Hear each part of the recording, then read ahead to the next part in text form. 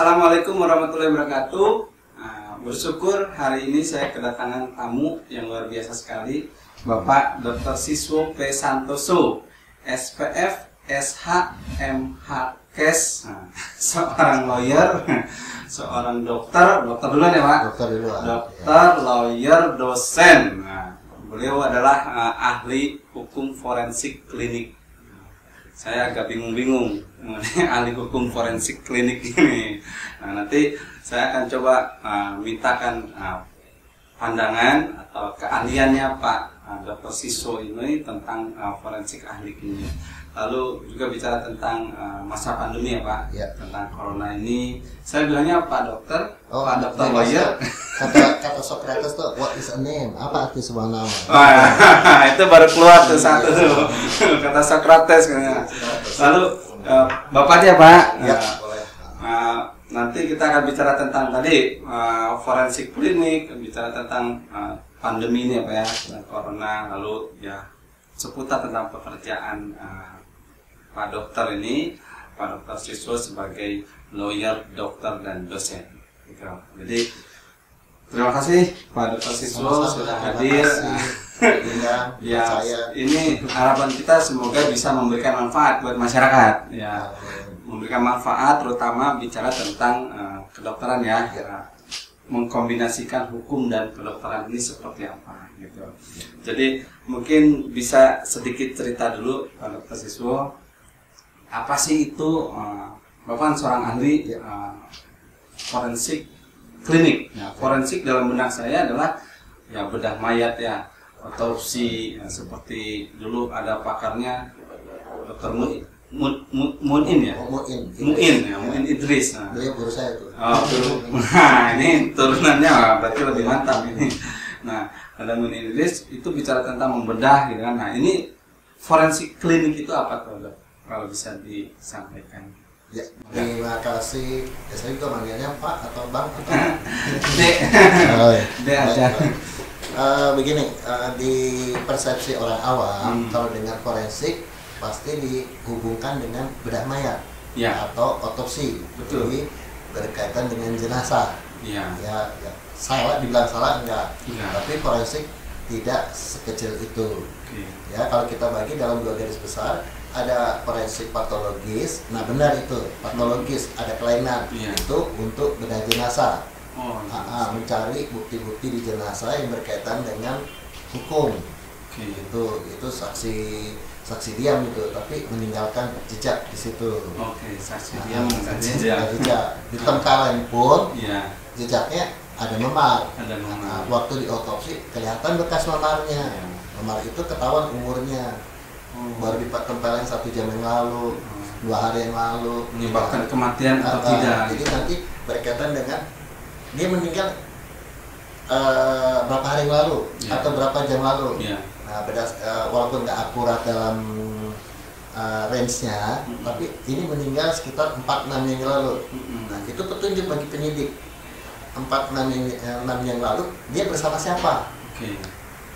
Kalau di luar itu kan nanti alibi, orang ini nggak terlibat sebenarnya. Nah, makanya kan kita sering lihat kok polisi hebat banget. Begitu diadu udah langsung bisa. Nah, itu bantuan kita. Saya baru meninggal 6 jam lalu ini. Jadi dicarilah petunjuk-petunjuk yang berkaitan 6 jam lalu tuh dia ngapain apa-apa. Nah, dapatlah saksi-saksi yang lalu. Makanya ketahuan lah siapa yang melakukan. Itu forensik patologis. Forensik klinik sendiri. Kalau forensik klinis itu klinis apa klinik Pak? Klinis itu tempat praktek. Disiplin dulu. Tapi kalau salah eja juga nggak apa-apa kan, bukan orang kesehatan kan. Nah, begini, klinik itu berkaitan dengan semua orang hidup. Jadi kalau tadi yang udah meninggal, ini yang hidup. Tapi juga bermasalah dengan hukum. Baik hukum pidana, hukum perdata, ya, pokoknya berkaitan dengan hukum gitu. Nah, itu orang klinik. Ini saksi hidup, kita harus gali. Jadi sering pura-pura sakit. Di depan kita bisa ketahuan di pura-pura atau enggak. Kalau pura-pura ya kita nggak ngelapor penyidiknya, ya pura-pura enggak. Kita hanya mengeluarkan surat keterangan medis, dia layak sidang. Oh, baik. Karena sebenarnya nggak sakit kan, kalau sidang kan ditanya sama hakim ketua. Iya. Terdakwa, Anda sehat? Iya. Gitu. Oke. Oh, jadi Gitu. bisa menilai bahwa dia berpura-pura atau tidak. Tidak. Oke. Contoh seperti dulu ada Setia Novanto tuh Pak, Ya, Pak Dokter ya. Terus ada Ratna Sarumpait, itu Ya. juga produk dari Forensik klinik juga. Ya. Oh, gitu. Jadi dilihat betul atau tidak. Misalnya ini ditempelin atau enggak atau itu gimana tuh? Ya, saya sih nggak mau bicarain soal SN ini ya, saya tahu itu semua dari proses hukum, termasuk dokternya dan sebagainya. Ya, begitulah ya hidup. Nah, akhirnya dengan peristiwa itu, akhirnya membuka mata penegak hukum, cari dokter tuh kemana? Iya. Dokter itu kan juga manusia. Iya.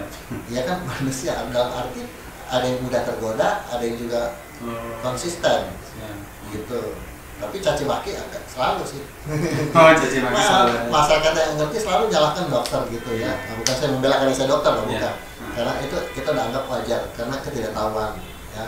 Jadi kita harus terima gitu. Nah, sejak kasus itu sekarang jadi penegak hukum itu harus hati-hati membawa orang yang ngaku sakit. Ya, baik dia dalam proses penyidikan, proses penuntutan, pengadilan atau menjelang keputusan. Nah, itu diminta kalau dia bilang, oh saya sakit, gitu. Ya, itu mungkin ada nggak metode pemeriksaannya seperti misalkan nih saya korban, jangan saya misalnya ada seseorang korban kekerasan seksual gitu, itu mungkin sedikit boleh cerita dok, metode apa yang digunakan gitu. Memang kita punya cara parameter, ada tes-tesnya ya. Apalagi kalau kasus-kasus sensitif begini nih, perempuan diperkosa, itu kekerasan seksual, itu paling sulit itu. Kenapa sulit? Karena kita periksa juga daerah sensitif. Ya kan, nggak semua orang mau dilihat itunya, gitu ya. Tapi kita ada teknik yang disebut komunikasi medik. Ya, kita berkomunikasi dulu sampai dia jelas. Ini biasanya dia terima. Dia terima. Termasuk itu kita minta izin foto. Karena buat bukti. Ya, izin foto. Jadi selain luka-lukanya kita foto, ya kalau memang untuk kekerasan seksual yang dianggap ada kerusakan di selaput darah, itu kita foto untuk bukti. Foto ini bukan untuk publikasi, hanya dibuka waktu pengadilan. Rahasia. Itu rahasia banget. Tapi penyidik bisa akses itu tetap atau hanya di pengadilan? Di pengadilan. Jadi waktu hakim meminta bukti itu kita baru bisa kasih. Karena kita takutnya gini, penyidik kita nggak kasih, nggak sengaja dia bawa, dia foto, direkam di HP, HP-nya hilang. Beredarlah foto itu. Kan? Jadi apa itu bentuknya surat atau seperti apa nanti? Ada surat ya. Di surat itu ada deskripsinya, deskripsi lukanya, deskripsi putaran selaput darahnya, lampirannya foto. Jadi foto itu menguatkan bahwa memang begitu. Itu dipersamakan sebagai visum atau apa tuh dok? Iya, visum. Sebagai sebuah visum gitu, visum itu memang yang dikeluarkan oleh Pak Dokter ya? Iya. Jadi bentuknya seperti apa? Surat medis namanya? Itu bagian dari surat keterangan medis. Oh, itu bagian dari surat keterangan medis. Cuma visum itu lebih populer di dokter forensik. Kalau dokter-dokter umum, ya sekedar surat keterangan medisnya kayak surat sakit, surat cuti, surat ya. Makanya kan banyak dokter sekarang kan nggak berani mengeluarkan surat sakit sembarangan. Itu dianggap menipu, nggak periksa gitu. Itu kan sering. Saya saudaraan nih, tolong bikinin gue dong ini, gue nggak mau masuk kantor. Besok ketemu direkturnya di mall. Sering kayak gitu, jadi kita nggak mau. Jadi itu dokternya salah itu. Surat keterangan sakit itu harus produknya dibuat oleh ahli. Semua dokter sebenarnya bisa. Semua dokter bisa. Tapi kan dokter forensik jumlahnya dikit. Iya. Atau mungkin dalam satu rumah sakit harus ada dokter forensik. Harusnya klinik gitu. Di tipe B ada. Oh, di tipe B. Laki tipe B. Tapi juga itu tidak terpenuhi karena jumlah kita sedikit. Sampai sekarang ini kita nggak sampai 150 ya. Bagi 34 provinsi. 150? Iya, di Jakarta aja. ahli atau iya, ahli forensik klinik itu? Iya, di Jakarta aja udah berapa tuh? Ada sekitar 20-an deh. Nah, lantas tadi yang harus bikin surat visum et repertum itu dokter umum. Oh, dokter Kalau umum. penyidik minta sesuai di KUA pasal 133, ini harus bikin. Karena dia pernah dapat pelajaran itu. Oh. Jadi tidak harus seorang spesialis forensik kalau nanti klinik. hakim membacanya agak bingung, dia panggil kita sebagai ahli. Oh, sebagai ahli. Ditanya dong, ini ada ini. Nah, kita jelaskan ini dimaksud dokternya ini itu. Jadi bantuan ahli. Nah, berarti artinya kira-kira produknya apa tadi? Seperti visum? Iya, visum. Pokoknya surat-surat itu. Surat. Kalau ada surat sakit. Oke. Nanti misalkan ada mau sidang nih si tersangka ini, kadang alasannya sakit atau apa, nah itu mungkin dari forensik klinik. Dari forensik klinik ya. Nah dok, kaitan sama pandemi ini dok. Ya. Kaitan sama pandemi corona ini, kita sempat ada yang datang ke kantor kami bahwa dia atau keluarganya korban lah. Ini malpraktik nih lah katanya. Jadi begini dok,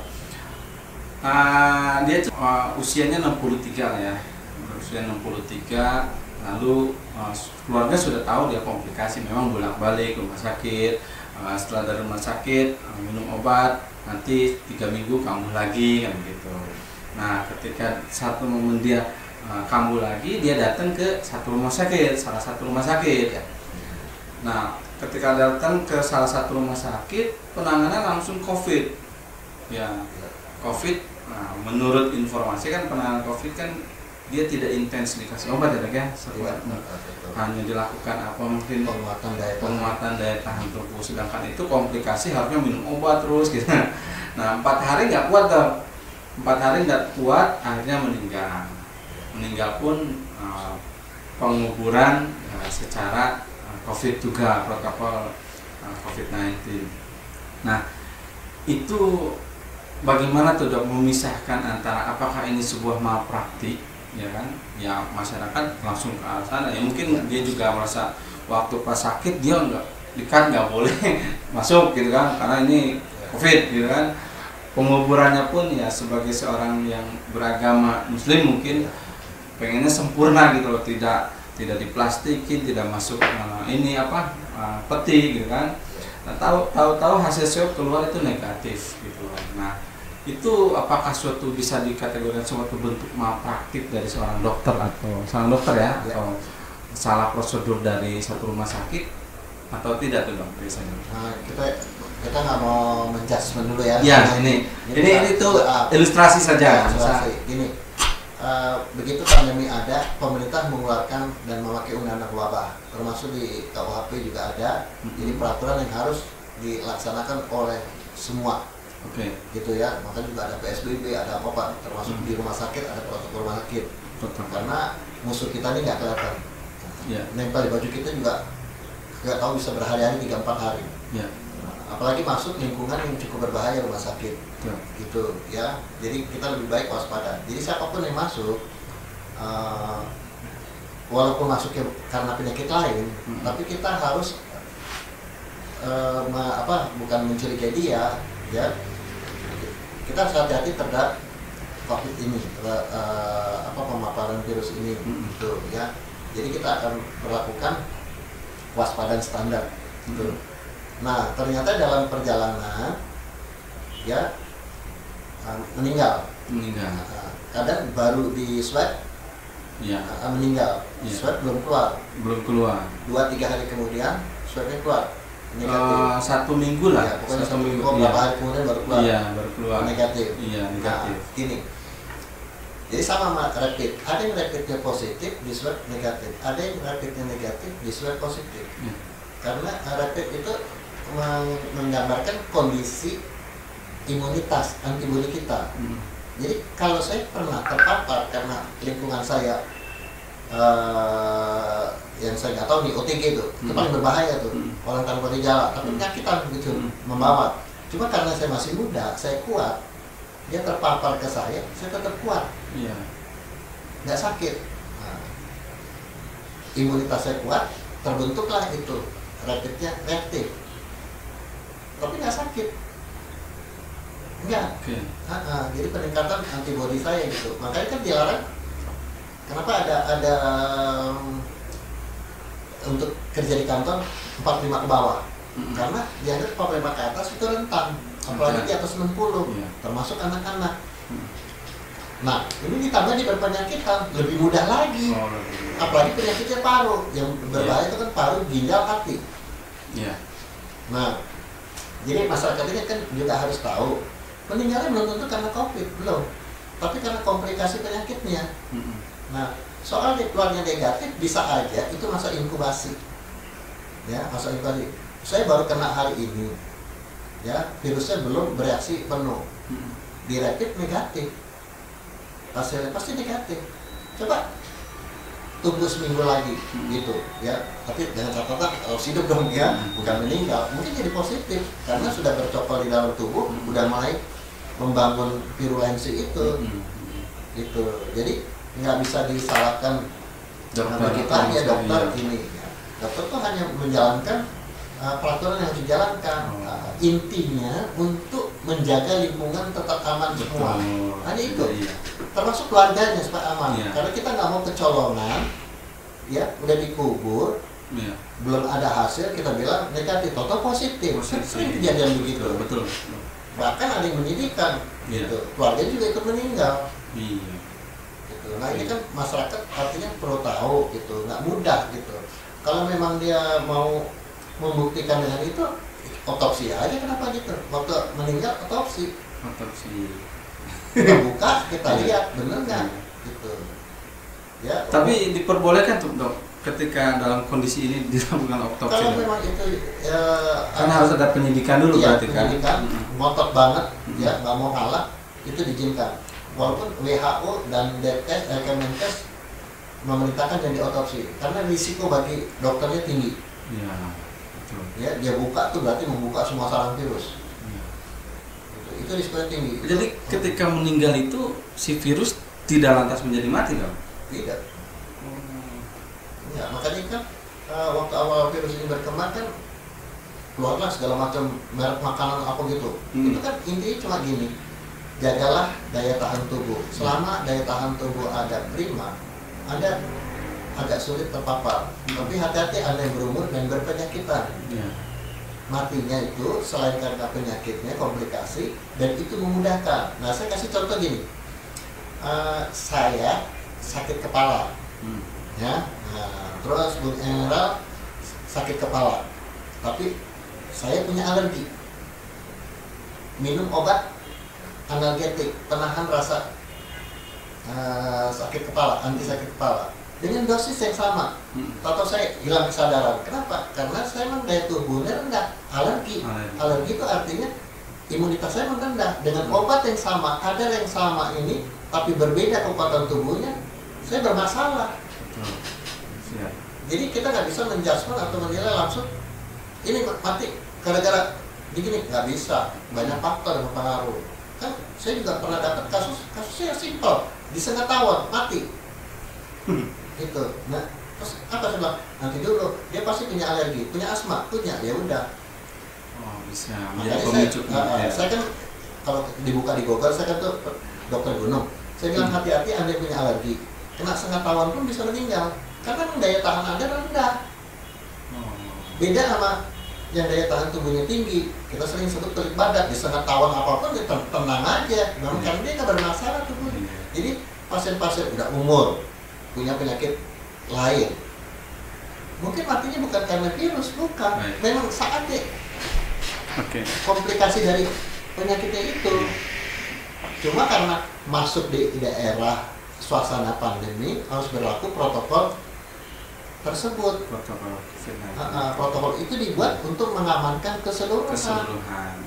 Bukan untuk memperhatikan jenazah itu jadi kayaknya tidak manusiawi, bukan. Kita menjaga semuanya, jangan terjadi penyebaran lebih ini. Baik, artinya poinnya menjaga justru yang masih hidup ini, menjaga yang lain agar tetap tidak terpapar. Jadi kan intinya gini, jangan tambah korban.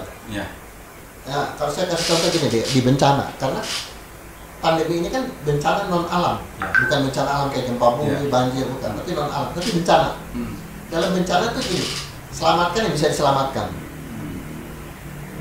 Ya, kalau Anda mau nolong berisiko, jangan selamatkan. Artinya jangan tambah korban. Saya nggak bisa berenang, tiba-tiba pacar saya kecemplung di sungai. Haruskah saya terjun ke sungai, walaupun itu pacar saya? Tahu kan, cinta buta. Begitu saya nyemplung di sungai, baru saya tahu saya tidak bisa berenang. Ternyata saya yang tenggelam, pacar saya selamat. Gitu. Jadi itu kan intinya jangan tambah korban. Jadi tetaplah pakai kewaspadaan standar. Nah ini agak sulit dimengerti ya. Mungkin juga pemerintah harus lebih jelas gitu ya dalam mengumumkan dari apa, mungkin melalui apa talk show dan sebagainya, bukan hanya tiap hari memberitahu yang sembuh sekian, yang ketularan sekian, ini sekian. Baik.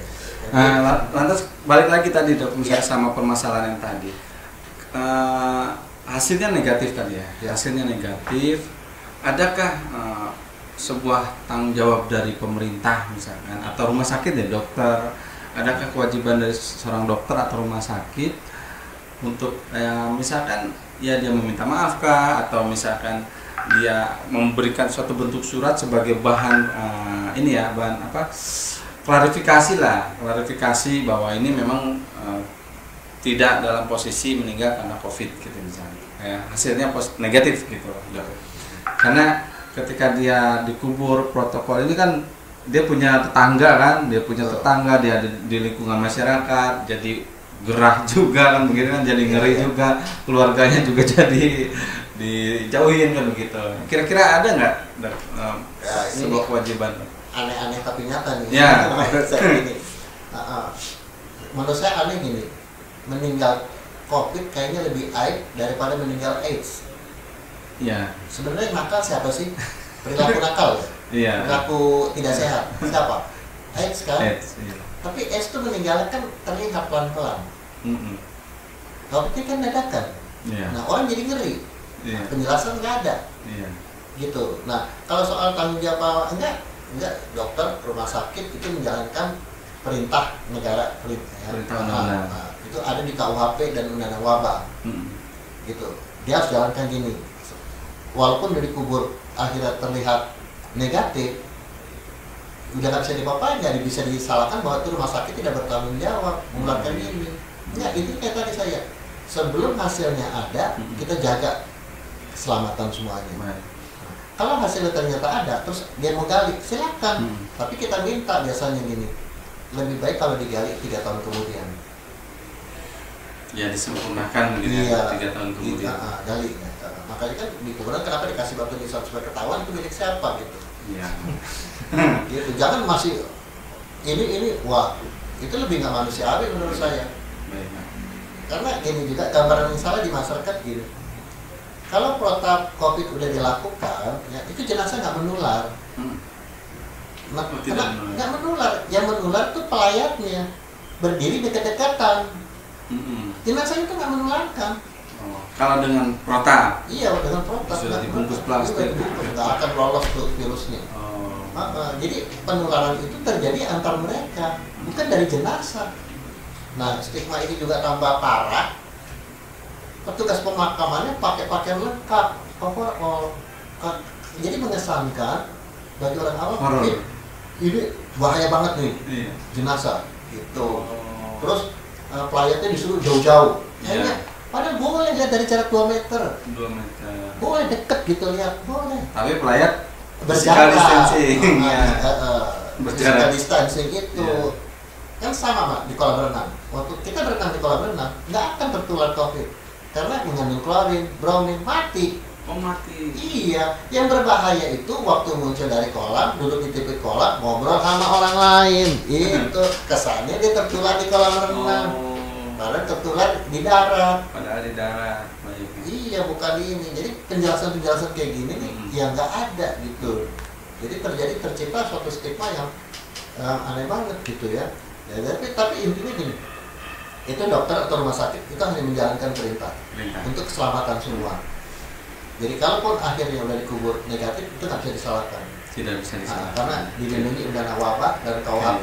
Karena dalam konteks menjalankan undang-undang. Baik. Nah, untuk kembali untuk si pasiennya sendiri, Dok. Misalkan ya tidak hanya pasien jadi korban kan, tapi dokter pun kadang jadi korban kan. Betul. Karena ketidakjujuran. Ya. Misalkan dia menyembunyikan riwayat perjalanan, banyak kan ya. Dia datang dari daerah pandemi zona merah, datang ke sini dia menggigil ke suatu daerah, tiba-tiba sakit, gitu kan. Nah, itu ada nggak kira-kira hukum atau misalkan suatu bentuk pertanggungjawaban karena dia menyembunyikan perjalanan atau kesehatannya itu sendiri? Sebenarnya bisa dia berbohong merugikan orang lain. Ya. Bisa. Tapi kan bagi keluarga dokter itu mungkin udah meninggal, masa dia juga lagi sakit, harus kan diperkarakan. Iya. Gitu kan, kalau masuk dalam suatu perkara kan urusannya nggak mudah, panjang dan sebagainya. Ya mau diapain lagi? Gitu. Nah tapi kan artinya itu kan tidak selalu itu tertular dari pasien yang bohong. Tidak. Bisa aja dia dari KP. Kebetulan pasiennya bohong, faktor penularan kan banyak. Atau dia baru habis periksa pasien ini, dia keluar kemana, tertular di luar, dia balik lagi periksa, bisa banyak faktor. Jadi nggak terlalu mudah. Tapi intinya kan ngapain lagi kita harus mempersoalkan buang waktu buat ini, ya bijaklah dalam gitu. Nah artinya gini, saya terjun di dunia medis ini, saya udah tahu risikonya. Jadi ya hadapi risikonya. Gitu. Nah harusnya masyarakat juga datang ke rumah sakit. Namanya itu kan rumah sakit, beda dengan rumah sehat. Rumahnya itu udah sakit, kan udah tahu tuh berisiko atau makanya kan sering di rumah sakit anak di bawah 12 tahun dilarang masuk. Kenapa? Antibodinya belum ada, bisa aja terpapar penyakit lain. Gitu. Datang sehat, pulang sakit. Gitu. Nah, geser sedikit dong sama surat tadi kan balik lagi surat produknya dari patologis ya tadi patologis klinik patologis klinik itu surat medis ya, surat keterangan medis. Surat keterangan medis. Nah ini kalau rekam medis itu beda dengan surat keterangan medis? Beda. Mungkin apa tuh, Dok? Rekam medis, jadi semua catatan riwayat medisnya direkam. Disimpan dalam macam-macam tumpukan kertas pemeriksaan tuh. Nah itu disebut berkas. Berkas. Berkas rekam medik. Itu rahasia. Rahasia. Tapi rekam medis ini, berkas ini milik rumah sakit, milik rumah sakit ya. Tapi isinya, kandungannya, kontennya itu milik pasien. Jadi siapapun yang mau baca rekam medis itu harus izin pasien. Harus izin pasien. Izin pasien. Diizinkan nggak? Termasuk misalnya ada mahasiswa mau penelitian, mau minta, gitu. Nah itu harus izin pasien, gitu. Ya, dan itu juga nggak boleh di copy, nggak boleh diapain, hanya boleh disalin. Jadi walaupun si rumah sakit itu sendiri mau akses harus seizin. Iya. Tapi kalau rumah sakit biasa sebelum dia simpan dia akan kasih tahu dalam mungkin untuk kepentingan tertentu pendataan dan sebagainya.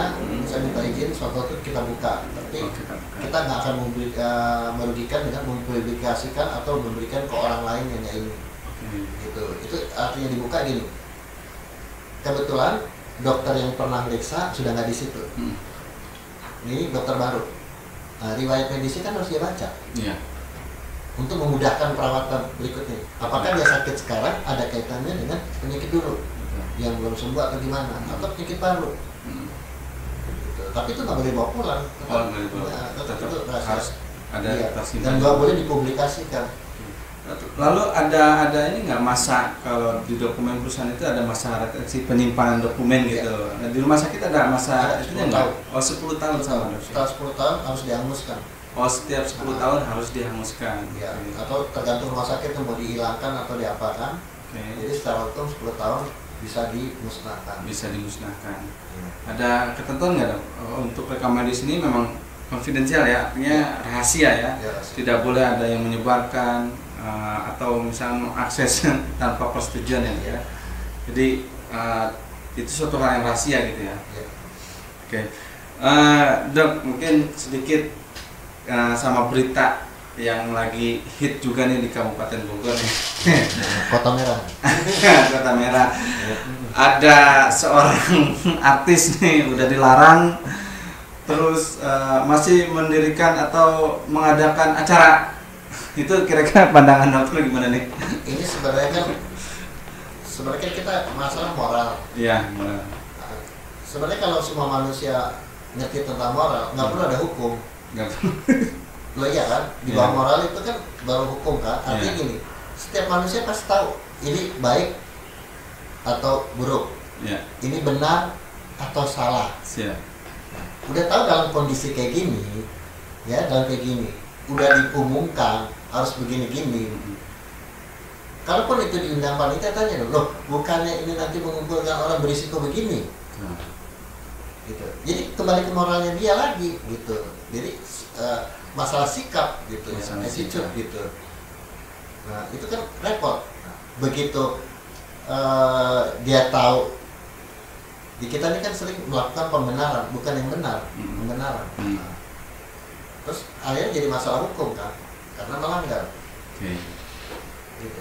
Kan ada satu yang lucu nih, saya bilang ini ya, dilarang buang sampah sembarangan. Saya habis minum, ini jadi sampah kan, saya buang, jatuh di sini.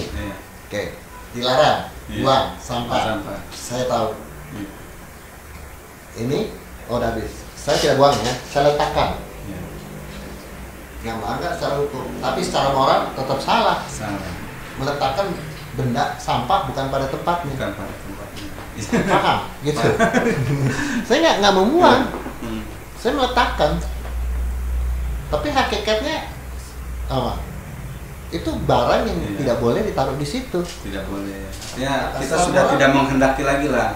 Yang sama aja dengan sampah kan. Jadi jangan tambah kotoran di situ. Oke. Dok, ini mungkin akhir cerita nih. Kenapa dokter udah enak-enak jadi dokter kan begitu? Iya. Sudah pakar nih forensik patologis. Forensik patologis klinik. Forensik klinik. Kenapa mau jadi lawyer? Gini ya, bidang saya itu banyak berkaitan dengan hukum. Baik. Gitu ya. Jadi saya pikir untuk memudahkan saya dalam berpikir secara hukum, saya harus masuk supaya saya bisa menjembatani bahasa medik menjadi bahasa hukum. Bahasa medik menjadi bahasa hukum. Bahasa hukum. Yang nuntut itu kan jaksa, yang bela itu kan lawyer, pengacara. Yang suka bermasalah bukan bermasalah dalam arti jelek ya, bukan. Yang suka nakutin pasien, pasien apa? Dokter, itu lawyer. Datang dengan saya minta hakim gini-gini. Kalau nanti dokter saya gugat, saya tuntut. Gitu kan. Dokter itu kan bukan orang hukum, pasti takut lah. Dibuat keterangan gitu. Nah, harusnya kan itu nggak terjadi. Kalau si lawyer datang ke saya gitu ya, dia ngomong gitu, ya saya bilang saya juga lawyer, saya tahu kok, jangan nakutin gitu dong. Iya, saya hanya mau menjelaskan sisi medis. Dengarkan baik-baik, dia sakitnya begini, secara undang-undang begini. Karena ada hak pasien, ada hak terdakwa, beda dong. Kalau Emerald ini sakit, nggak ada masalah hukum sebagai pasien umum dong. Yang berlaku hak pasien. Tapi begitu jadi tahanan sakit, yang berlaku kan hak tersangka, hak terdakwa. Sebelum putusan, dengan otonomi yang hilang, nggak bisa semua maunya. Itu kan ada perbedaan.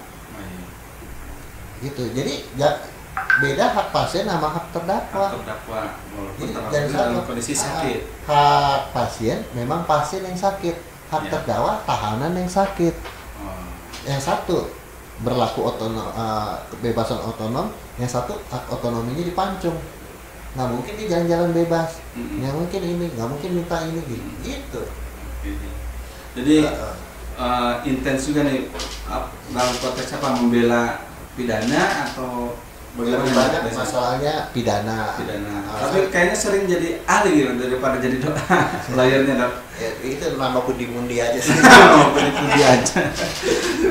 Jadi ya, maksudnya gini, kalau yang tahu sih, Kalau kasusnya berkaitan dengan bidang medis, itu kan sebaiknya cari ahli yang ngerti. Jadi pernah gini, kasusnya tentang narkotika. Saya mau tanya nih sama lawyer, di sini kan ada lawyer, ngerti narkotika secara medis? Enggak kan? Ya. Pusing. Mendingan saya ngomong kan? Yeah. Saya ngomong tentang medis, tapi saya juga ngerti hukumnya, karena pernah terjadi gini. Waktu dipanggil sebagai ahli, hakim ketua nanya, terus saya bilang, hakim ketua, mohon maaf, saya tidak memasalahkan pasal-pasal tersebut. Saya hanya mau berbicara dari aspek medis, karena saya dipanggil berkaitan dengan aspek kesehatan. Aspek kesehatan.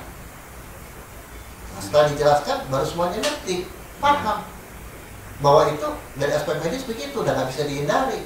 Nah, jadi itu bisa hukumannya jadi kurang, atau jadi harus direhabilitasi atau apa. Itu namanya membantu keyakinan hakim, ahli yang bantu. Gitu. Nah, itu aja. Jadi kenapa saya terjun ke ini, supaya saya lebih memudahkan bahasa kedokteran atau medis, menjelaskan ke penegak hukum yang rata-rata juga bukan orang medis. Jadi saya di tengahnya, ini loh yang disebut ini nih, maksudnya ini, yang ini. Soal keputusan ya keyakinan hakim lah. Ada bahasa medico legal itu apa dong? Medico legal itu? Medico legal tuh medico itu kedokteran, legal tuh hukum, jadi hukum kedokteran. Oh, hukum kedokteran. Jadi bicara tentang apa kedokterannya, tapi ada serangkaian hukum, berbau hukum atau peraturan tentang kedokteran itu sendiri. Perkosaan sama persetubuhan beda. Perkosaan sama persetubuhan beda. Beda. Walaupun itu dia diperkosa, waktu saya periksa saya nggak akan bilang diperkosa. Telah terjadi persetubuhan. Karena saya memeriksa, saya bukan saksi mata melihat dia diperkosa. Jadi perkosaan itu istilah hukum, persetubuhan itu istilah medis. Nah, itu disatukan, baru hakim lah yang menentukan benar nggak perkosaan. Perkosaan kan persetubuhan yang dipaksa. Ya, persetubuhan dipaksa. Nah, jadi saya cuma kasih persetubuhan, saya nggak tahu itu dipaksa apa enggak.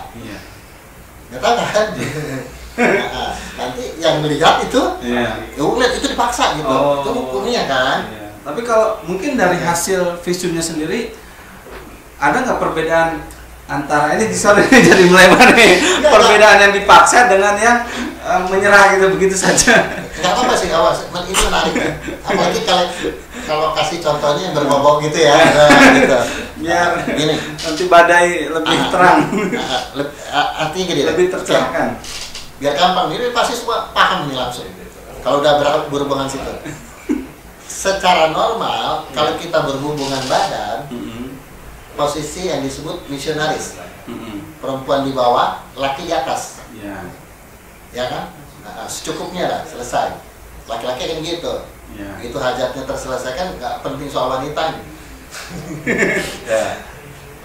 Nah, itu kalau posisi itu, tentu kalau dia baru, apalagi malam pertama atau masih agak sedikit utuh, sobeknya pasti di bawah, di angka antara 5 sampai 7. Kalau jam bulat. Nah, karena posisi yang normal, robek di bawah nih, di dasar 6, 5, 7. Karena posisinya biasa, normal. Nah, sekarang kalau robeknya di atas nih, 12, itu kan berarti posisinya apa? Yang orang awam bilangnya doggy style. Disuruh nunggu, baru dipakai. Terus kita kembali ke logikanya. Yang kemungkinan besar suka sama suka yang mana? Yang 5 sampai 7. Suka sama suka? Oh enggak, yang 12. Oh, 12. Enggak mungkin orang saya perkosa, lo nunggu gue perkosa. Nggak mungkin. Jauh banget, karena bagi pemerkosa tuh bagaimana secepatnya mengeluarkan hajat. Betul kan? Jadi kalau kita sama-sama suka, lo ganti posisi gini, lo miring gitu. Miring, pasti sobekannya angka 9, angka 15. Gitu kan. Tapi kalau perkosaan rata-rata kan di angka bawah, karena yang penting bagi saya yang laki-laki, hajat saya terpuaskan, udah selesai, tinggalin. Jadi tetap ada perbedaan. Jadi kan ada perbedaan. Jadi itu petunjuk gitu. Sobekan di sini, ini kita belum tentu paksaan, tapi mengindikasikan ini suka sama suka, bukan dipaksa. Ini posisi minaris, umumnya suka sama suka, tapi belum tentu 100% suka sama suka. Bisa aja terpaksa dibuat tidak berdaya, dikasih minuman dulu apa. Gitu. Jadi, nah itulah pentingnya dokter forensik. Dokter forensik menganalisa dari situ. Padahal hanya sebuah selaput darah, tapi kita bisa menentukan. Baik dok, mungkin satu lagi dok. Ya. Kalau misalkan bisa juga karena misalnya penusukan itu hingga menyebabkan kematian atau karena penusukan, sesungguhnya penusukan itu tidak menyebabkan kematian gitu. Itu diteliti lagi dok atau gimana? Ya, itu diteliti gitu. Jadi penusukan itu kan pertama ditusuk di daerah mana? Ya. Nah, kita yang dokter kan tahu organ vital di mana. Ya. Ditusuk di sini kiri sama kanan tentu mematikan kanan. Kalau di kanan ini hati. Kalau kena hati yang di dalam ya, itu perdarahannya bisa main. Bukan main. Mengancam kematian. Okay. Kiri mungkin kena lambung. Matinya sih bisa mati tapi agak lama. Keburu diselamatkan. Gitu. Jadi daerah di bawah tubuh itu diproyeksikan mana organ berbahaya. Jadi tusukan di kanan walaupun tidak mematikan itu bisa ancamannya hukuman berat karena mengancam nyawa. Mengancam nyawa. Oh, beda ya. Gitu. Jadi nggak semudah kalau menurut kedokteran itu luka ringan, buktinya dia selamat. Ya. Tapi secara hukum enggak kan? Jadi kalau saya ceritakan ya yang paling berat dan saya kuli pelabuhan gitu. Tapi nggak semua kuli pelabuhan jahat ya, ini hanya ilustrasi. Nah, satu lagi foto model. Dibuat memang kena sayatan sekitar 5 cm di pipi. Saya yang kuli pelabuhan sembuh dengan ada bekas, jadi codet. Yang foto model jadi bekas, tapi dia cacat seumur hidup, udah sulit untuk mencari nafkah dengan wajahnya. Betul. Artinya si foto model itu mengalami luka berat, tapi bagi saya luka ringan, bahkan menguntungkan. Dengan wajah saya yang serem, saya bisa malak orang lebih gede lagi. Lebih serem gitu. Iya. Nah si foto model ini kehilangan nafkahnya, itu Iya. berarti makanya kan nanti ada derajat luka. Kayak derajat luka 1, luka yang tidak luka ringan, atau derajat 1, luka yang tidak menyebabkan halangan dalam menjalankan pekerjaan dan mata pencarian. Kalau derajat 2 itu sementara, ya halangannya sementara. Derajat 3 itu maut, cacat. Gitu. Nah itu yang menentukan hukuman. Derajat 1 nggak ditangkap, tapi nggak boleh melarikan diri. Derajat 2 harus ditangkap, ditahan, karena hukumannya dari 5 tahun. 351, 352, ya, 353 menempatkan itu ya. Menempatkan itu. Nah, itu. Jadi pentingnya dokter forensik kita, kalau bagi dokter umum itu mungkin luka ringan. Tapi begitu itu dijadiin bahan bukti untuk tuntutan, ya. Beda bahasa terjemahannya. Itu. Baik, Pak Dr. Siswat, ya. Terima kasih banyak. Kami dapat manfaat. Terus terang, saya seorang lawyer tidak memahami bicara tentang medico legal tadi ya. Dokter ya, mudah-mudahan masyarakat pun tercerahkan. Tadi kita bicara banyak tentang apa itu forensik klinik, bicara tentang pandemi juga ya dok ya, lalu bicara tentang rekam medis, dan ending cerita bicara tentang visum ya, tentang luka parah, luka ringan, luka berat gitu dok ya. Terima kasih banyak. Sama-sama, terima kasih. Mudah-mudahan kita bisa bertemu lagi di lain waktu. Salam badai.